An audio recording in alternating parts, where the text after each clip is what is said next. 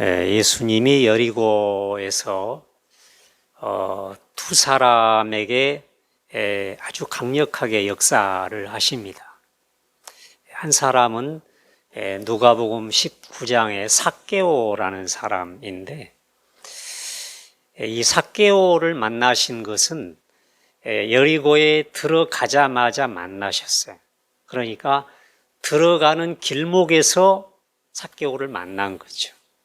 삭개오는 여리고의 세무서장인데, 성지를 가보시면 알게 되죠. 이스라엘 나라가 아열대 지역이고 아주 건조한 땅입니다. 그런데 여리고는 해저 마이너스예요. 그래서 그 습기가, 물이 다 여리고로 모이는 거예요. 그래서 여리고만 아주 비옥한 땅이에요. 감람나무가 많고요. 아주 포도나무도 많고. 벌써 예수님 시대에도 아주 부유한 도시고 아주 그 부유한 풍요한 지역이기 때문에 많은 세금을 거두어 드리는, 로마에서 볼 때에도, 지배국 로마에서 볼 때에도 굉장히 중요한 그런 지역이고 도시였습니다. 예수님께서 이 여리고를 향해서 들어가시면서 이제 십자가의 죽음을 며칠 남겨놓고 있죠. 여리고를 통해서 바로 이제 예루살렘으로 올라가시는 거니까. 들어가시면서 길가에 있는 그 뽕나무 위에 삭개오가 올라가서 예수님 바라보고 기다리고 있지 않습니까? 근데 자기가 죄인 취급받는 세리, 그 가운데서도 우두머리, 그 당시에는 가장 그 부정한 두 부류의 죄인들이 있었는데, 여자는 창녀고 남자는 세리예요. 이 두 부류가 하나님 앞에 용서받을 수 없는 죄인이었어요. 이 세리는 동족들의 세금을 거두어 들여다가 원수의 나라인 로마에다가 상납을 하고 중간에 또 자기들의 몫을 다 가로채는 거죠. 그러니까 이거는 그냥 드러난 도둑놈들인 거예요.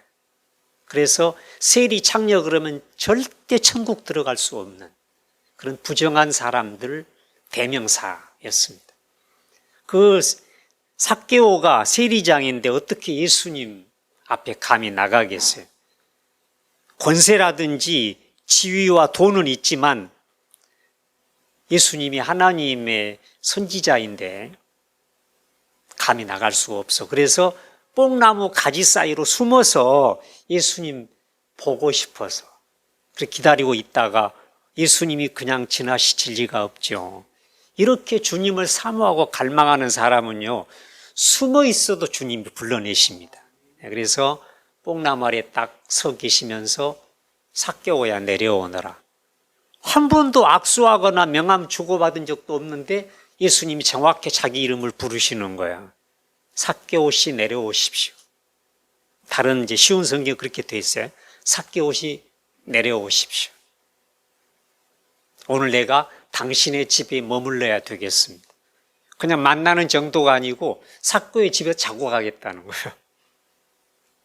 이런 감격과 황홀함이 있을 수가 있습니까? 그래서 삭개오가 그 뽕나무에서 급히 내려와 가지고 기쁨으로 주님을 영접했다 그랬어요. 누가복음 19장에 보면 재밌습니다. 급히 내려와서 기쁨으로 주님을 영접했다. 주님이 자기 집에 들어오지 않습니까? 그러니 삭개오가 고백하는 거예요. 예수님, 제가 많은 재산을 모았는데 만약 불의한 방법으로 다른 사람의 재산을 내가 약탈을 했다면, 탈출을 했다면 4배로 갚아주겠습니다. 그리고 남아있는 재산의 절반을 가난한 자들을 위해서 구제하겠습니다. 이건 뭐예요?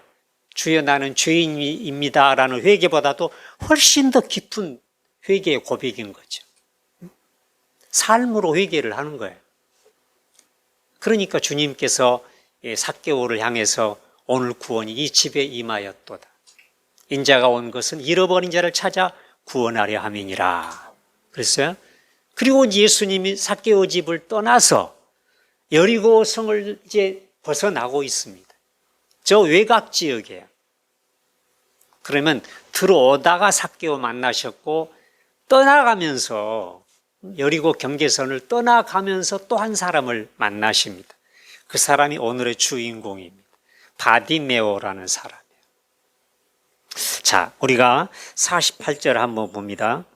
그들이 여리고에 이르렀더니 예수께서 제자들과 함께 무리와 함께 여리고에서 나가실 때 그랬잖아요. 여리고에서 떠나가실 때에 자 여기 보면 많은 허다한 수많은 사람들이 막 예수님을 지금 따라오고 있어요. 막 운집한 거죠. 구름처럼 막 몰려온 거예요. 그때 예수님이 인기가요. 하늘을 찌른 거죠. 하늘을 찌른 거죠. 막 BTS 이런 애들이 노래 부르면 막 우리나라 건 외국이 막 수만 명이 몰려들듯이 막 셀 수 없이 많은 사람들이 예수님께로 몰려온 거예요. 그리고 그 주님의 뒤를 따라가는 거죠. 근데 여기에서 우리가 가만히 보면 허다한 제자들과 함께 허다한 무리 그런데 46절 그 후반에 보면 디메오의 아들인 맹인 거지 바디메오가 길가에 앉았더니 한 사람 그러면 허다한 군중과 한 사람이 대비적으로 여기 기록되고 있어요. 그러면 허다한 사람들은 뭐예요? 예수 구경꾼. 예수 구경꾼. 지금도 그런 사람 많어. 서울에는 막 큰 교회가 어마어마하잖아요. 근데 제가 볼 때는요, 예수 구경꾼들이 많아. 한 일주일 동안 막 제멋대로 살고, 막 거짓말도 하고, 뭐 사기도 치고, 간음죄 짓고, 그러면서 일주일에 한 번 교회당에 가가지고 하나님 앞에 주여 잘못했습니다. 용서해 주시옵소서 하고 설교 들으면서 그냥 좋은 막 다듬어진 매끈한 세련된 설교 들으면서 자기 안위 받는 거야. 아, 내가 하나님께 저 용서 받았다. 이러면 내가 지옥 안 가겠지. 하나님이 나를 천국 백성으로 받아주시겠지 하고 딱 한 번 일회성으로 자기가 신앙을 하나님께 보여드리고 스스로 종교적인 안위를 받는 거예요. 이건 정확하게 깊이 말씀드리면 예수 구경꾼들이 많아. 그냥 막 웅성웅성 따라다니는데 예수님과의 만남은 없어. 감격적인 사건이 없어. 기적도 일어나지 않아. 그냥 종교인인 거야. 종교인인 거야. 저 혈관에 가서 그냥 나무아미 탑을 비는 사람하고 비슷해. 예수님과 상관이 없어. 만남이 없으니까, 체험이 없으니까 구경꾼이죠. 예수 구경꾼. 이 사람들이 허다한 무리. 허다한 무리. 근데 여기 지금 바디메오는 한 사람인데 그 당시에는 최하위에 속한 사회적인 약자들 가운데서 완전히 천하게 취급받는 한 장애인이고 또 거린이었어요. 근데 성경을 여러분이 가만히 보시면요. 성경은 이렇게 많은 사람들을 향해 하나님이 역사하시기도 해요. 이스라엘 백성들을 구원하시기도 하고 예수님이 5천 명에게 막 오병이어로 어린이 도시락으로 배부르게 먹이시기도 하고 또 예수님이 많은 사람 모아놓고 막 하나님 말씀을 전하고 비유를 가르치기도 하고 그런 대중적인 사역이 있습니다. 그런데 성경의 극적인 사건은 1대1이에요. 하나님과의 만남도 1대1입니다. 자, 남편이 예수 잘 믿습니다. 그런다고 그냥 뭐 입으로만 주여 주여 하면서 남편 따라 천국 가는 것입니까? 아니죠. 아내가 막 뜨겁게 기도해서 은혜 받는다고 남편도 곁에 앉아 있으니까 은혜 받는 겁니까? 아니죠. 하나님을 체험하는 것은 하나님의 은혜를 받는 것은 영적으로 온전히 구원을 받는 것도 1대1이에요. 내가 하나님 만나는 거예요. 하나님이 나를 부르시는 거예요. 내가 예수님께 고백하는 거예요. 소용없어요. 남편이 잘 믿어도 아내가 열심히 기도해도 아무 소용없어요. 나는 나예요. 하나님이 나를 보시는 거예요. 성경 전체를 보세요. 전부가 다 그렇습니다. 그러면 지금 우리가 누가복음을 볼 때, 마가복음 10장을 볼 때 지금 이 사건의 이 기록이 누구에게 이렇게 초점이 맞추어지냐 하면은 잘 보셔야 됩니다. 허다한 군중들 가운데는 생각해 보세요. 여리고에 세무서 국장도 있겠고, 무슨 동사무소 동장도 있겠고, 구청장도 있겠고, 부자들도 있겠고, 아주 비싼 옷 입고 다니는 그런 귀부인들도 있겠고, 많이 있겠죠. 근데 그 가운데서 사람 취급도 못 받는 아주 천박하게 살아가고 있는 한 인간, 바디메오에 초점이 맞춰지고 있다는 거죠. 이것은 하나님이 우리 인간을 보는 눈은 사람이 보는 것과 그 가치관과 전혀 다르다는 거죠. 그래서 여기 보면 이 바디메오에 대해서 세 가지를 여기 본문이 기록하고 있는데요. 바디메오는 디메오의 아들인데 첫 번째가 맹인이었습니다. 맹인은 눈만 이렇게 보지 못하지 사지는 멀쩡해요. 다 건강합니다. 근데 눈만 못 보는 거예요. 근데 많은 환자들이 있고 많은 장애인들이 있지만 세상에서 지금도 가장 불쌍한 사람은 뭐냐 하면요, 앞을 못 보는 사람이에요. 이건 거울 보고 자기 얼굴도 볼 수 없고요, 가족도 볼 수 없고, 부모님도 못 보고, 부부간에도 얼굴을 볼 수가 없어요. 자식을 낳아도 볼 수가 없어요. 육체적으로 멀쩡한데 정신적으로, 영적으로는 캄캄한 거야. 캄캄한 거야. 가장 불쌍한 사람이 이 소경인 거예요. 근데 이 바디메오는 소경이었어요. 맹인이었어요. 두 번째는 뭐냐 하면 거지. 여기는 거리는 안 하고 그냥 그대로 거지라고 그랬는데, 소경이 할 수 있는 일은 아무것도 없어요. 지금 같으면 맹인들도 다양한 직업, 취업 기회가 있지요. 장애인들도. 근데 그때는 아무것도 못해. 할 수 있는 일 하나가 있습니다. 그건 국어라는 거예요. 사람들이 많이 지나다니는 길목에 딱 자리를 깔고 거기에서 구걸하는 거죠. 맹인이니까 가족이나 친구들이 그를 그 장소에다가 데려놓습니다. 아침에 데려다가 앉혀놓고 저녁에 어두워지면 또 데리고 가는 거예요. 아무것도 못해, 맹인이니까. 사람들이 도움을 받으면서 그 자리를 매일 지키면서 지나가는 사람들 그저 인기척이 나면은 한 푼 줍시오, 저를 불쌍히 여겨주세요 하고 구걸을 하는 거죠. 구걸을 해요. 이것이 그가 할 수 있는 전부예요. 그리고 이 사람은 맹인이고 이 사람은 구걸하는 사람이다. 우리가 요한복음 9장에 보면 예수님이 또 한 사람 맹인을 고쳐주십니다. 이 사람은 이름이 나와 있지 않지만 나면서부터 맹인이었어요. 이 사람도 마찬가지예요. 바디메오도 마찬가지죠. 나면서부터 앞을 보지 못해. 근데 예수님이 이 사람은 실로암 못에 가서 씻으라 하면서 침을 뱉어가지고 진흙을 이겨서 눈에다 발라주고 가서 씻었더니 보게 되었어요. 그래서 돌아왔습니다. 이거를 이 사람이 눈을 뜨게 된 것을 바리새인들이 알고 예수님을 트집 잡는 거죠. 시비를 거는 거예요. 어찌 지가 하나님의 종이고 선지자라면서 안식일날 환자를 고치느냐. 그래가지고 지금 예수님을 막 대적을 하고 그러는 거죠. 그런데 그때 주님께서 하시는 말씀이 이 바리새인들을 향하여서 너희가 만일 보지 못한다고 하면 죄가 없으려니와 본다고 하니 너희 죄가 그대로 있느니라.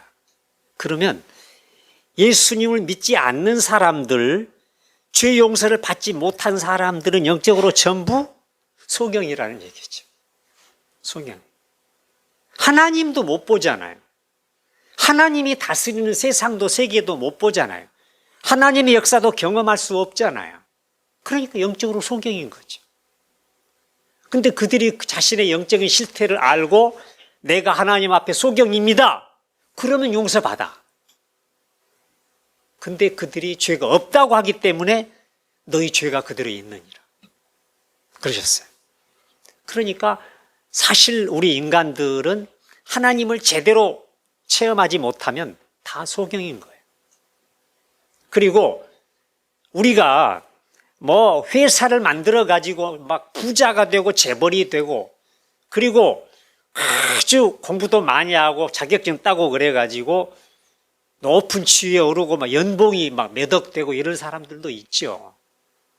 근데 겉으로는 그럴싸하지만 가만히 내면을 보면 다 인간들은 거린인 거예요.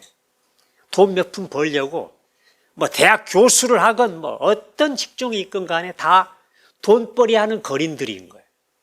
한 푼 줍쇼죠.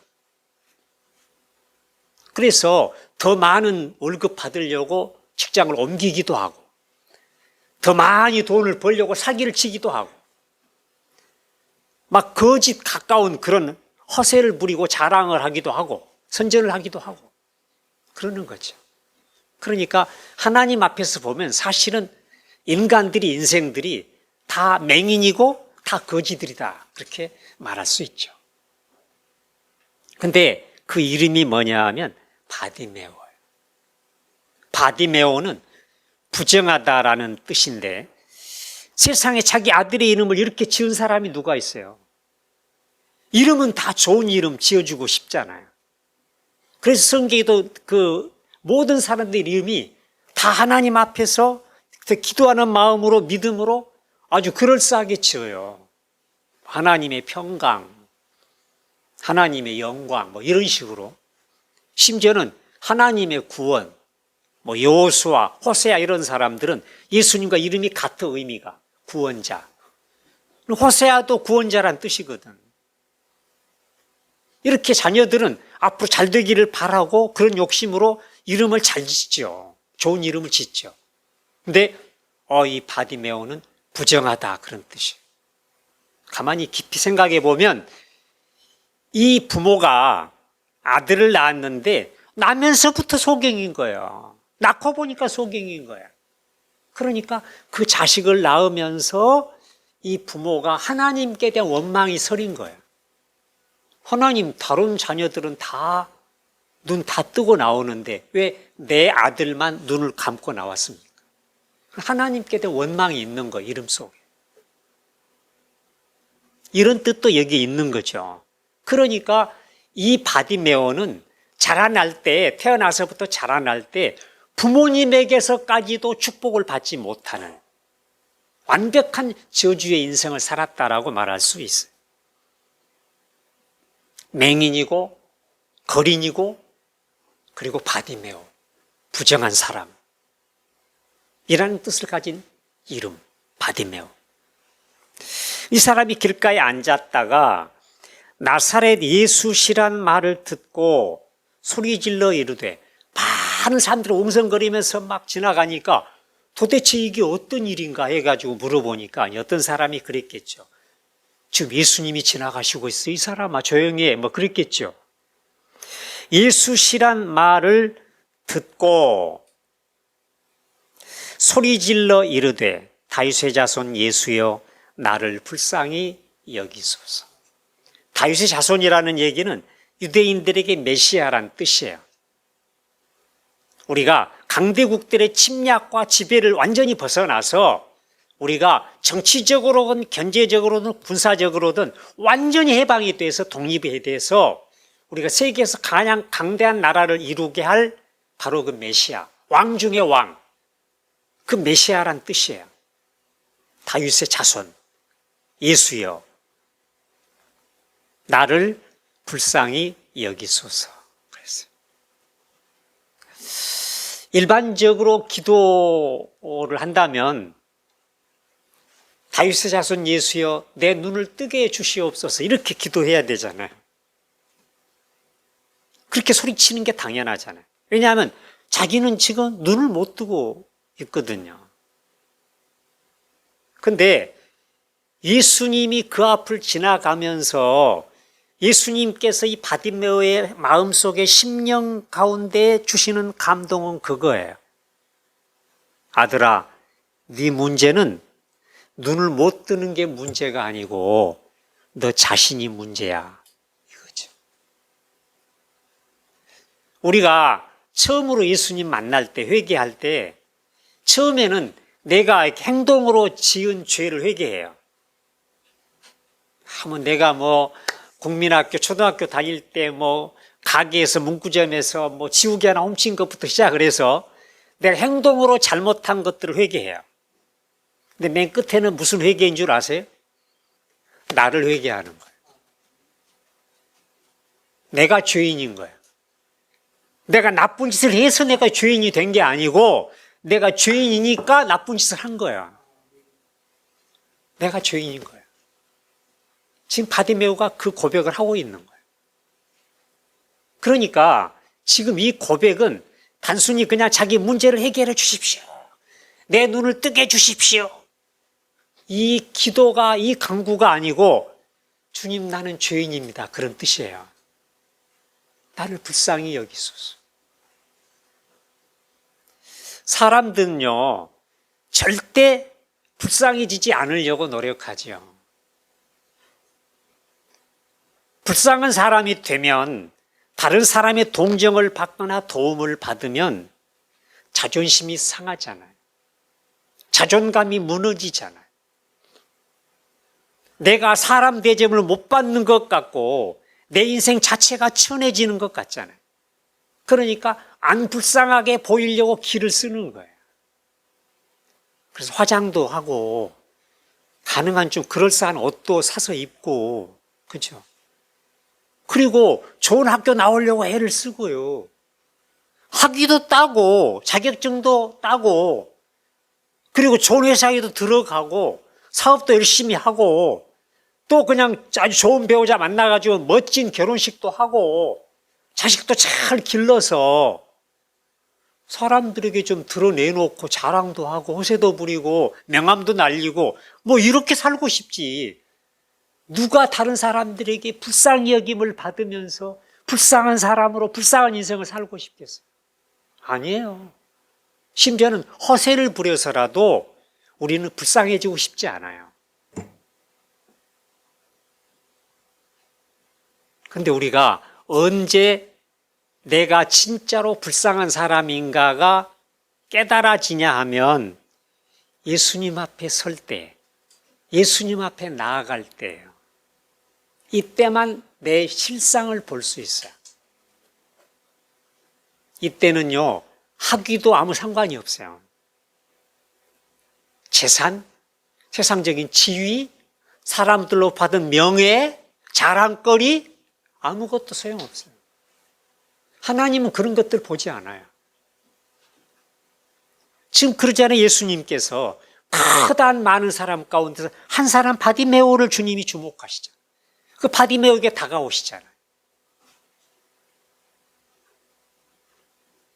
그러면 이 말씀이 우리에게 주시는 강력한 메시지가 뭐냐 하면 내가 예수님 앞에 가까이 나가려면, 예수님을 만나려면, 내가 예수님을 통해서 극적인 체험을 하려면 나를 불쌍히 여기소서의 사람이 돼야 되겠구나.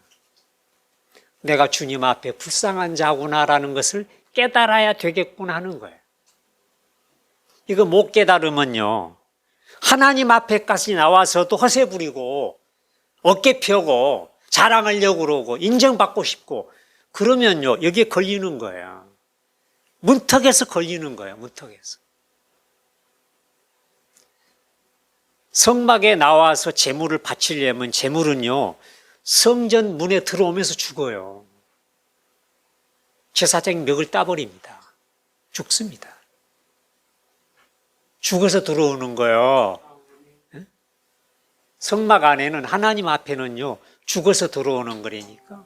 내 육이, 내 교만이, 내 자존심이 다 무너지는 거예요. 체면, 세상적인 지위, 명예, 자랑거리 다 내려놓고 나오는 거예요. 할렐루야. 그리고 우리는 단 하나예요. 주님, 저는 불쌍한 모습으로 주님 앞에 나왔습니다. 나는 불쌍한 사람이요. 나를 불쌍히 여겨 주시옵소서. 사실 그래요. 우리가 하나님 앞에 정말 깊이 기도하고 정말 하나님 앞에 정직하게 예배드리면서 보면요, 하나님 앞에 자랑할 게 뭐가 있겠어요? 욥의 네 번째 친구가 엘리후인데, 이 엘리후가 욥기 35장에 보면 그렇게 말을 해요. 하나님께서 엘리후를 통해서 말씀하시는 거죠. 욥을 향해서. 당신이 죄를 지은들 하나님에게까지 무슨 영향을 미치겠느냐. 당신이 의롭다고 그러는 당신이 의롭다 한들 하나님이 당신에게서 무엇을 받으시겠느냐. 이거야. 이게 욥기의 핵심적인 메시지예요. 내가 죄 짓는다고 하나님이 상처받거나 영향 입는 게 아니에요. 죄 지면 나만 망하는 거예요. 나만 지옥 가는 거예요. 내가 하나님 앞에 의롭다고요? 자랑거리가 많다고요? 나 홀로 자랑스러워하는 거지. 하나님 볼 때는 욥기 63장 인간의 의의는 더러운 옷과 같아. 옷과 같아. 우리 하나님 앞에 자랑할 게 없어요. 가장 낮은 모습으로 하나님 앞에 하나님, 저는 불쌍한 사람이요. 불쌍한 인생을 살아왔어요. 하나님, 나를 불쌍히 여기소서. 그러고 내 자신을 보면요, 참 한없이 초라하고 한없이 불쌍해요. 한없이. 그렇게 죽어라고 아내와 자녀들을 위해, 자식들을 위해서 뼈가 빠지도록 일을 하면서 집안에 들어와서 사는 게 서툴러 가지고 아내 자식들에게 존경도 못 받은 남편들이 많아. 뼈가 부서져라고 부인, 엄마 노릇하면서 그렇게 막 힘들어 눈물겹게 일을 하는데 남편의 사랑 못 받는 아내들이 많아.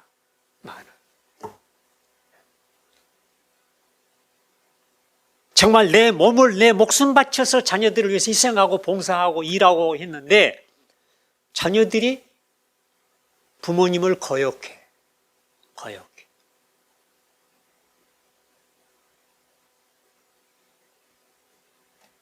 자녀들은 정말 제정신 차리고 잘하고 있는데 부모님 살아가는 것이 자녀들이 볼 때도 엉망이야. 맨날 술이나 먹고 그냥 발길질이나 하고 막 부인을 두들겨 패고 이런 남편들. 그리고 또 막 반항하고 지지 않겠다고 막 악다구 쓰면서 막 남편과 막 피 터지게 싸우는 그런 엄마. 그런 부모 밑에 사는 자녀들도 많고요. 그리고 큰 어마어마한 재벌들, 이병철 씨라고 있잖아요. 삼성그룹을 창업한 이병철 씨. 그 양반이 마지막에는 미국 가서 돌아가셨거든요. 그 사람이 돈이 없습니까? 그냥 불교 신자예요. 근데 아무리 돈을 쏟아부어도 병을 치료할 데가 없어. 미국 가서 치료받다가 죽었어요. 이병철 씨. 소용없습니다. 인간은요, 죽을 때 보면 다 불쌍하고요. 또 그 전에도 아무리 부자고 아무리 대통령이고 아무리 지위가 높고 아무리 대학 교수고 박사학위 몇 개 받았어도 스스로 내가 가만히 살펴보면 그렇게 공허하고 그렇게 자신이 초라할 수가 없어요. 불쌍한 거예요.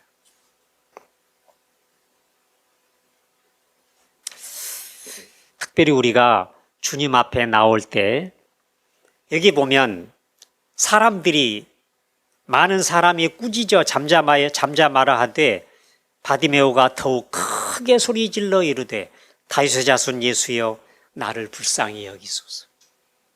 2번 반복되고 있죠. 이거는 성경의 강조어법입니다. 나를 불쌍히 여기소서. 사람들이 막 윽박지르고 무시하고 경멸하고 소리치면서 야 임마 조용히 해 임마 사람 같지도 않는 게 말이야 막 이러면서 이제 소리치지 말라는 거죠. 너 예수 불러봐야 소용도 없어. 옥박지르는 거죠.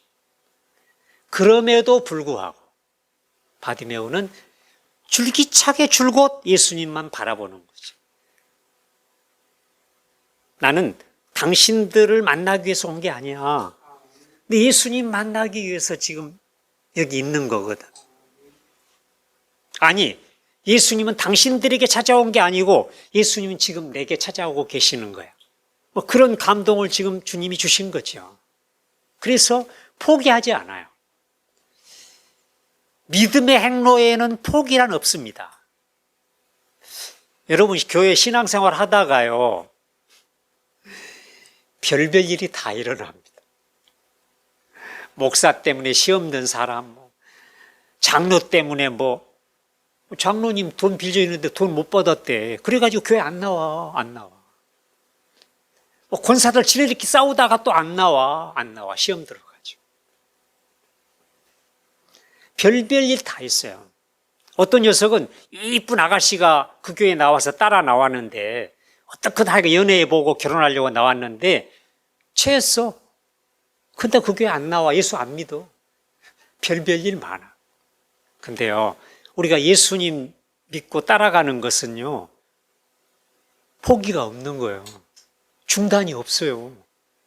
중단하면 나만 죽는 거예요. 나만 손해보는 거예요. 나만 망하는 거예요.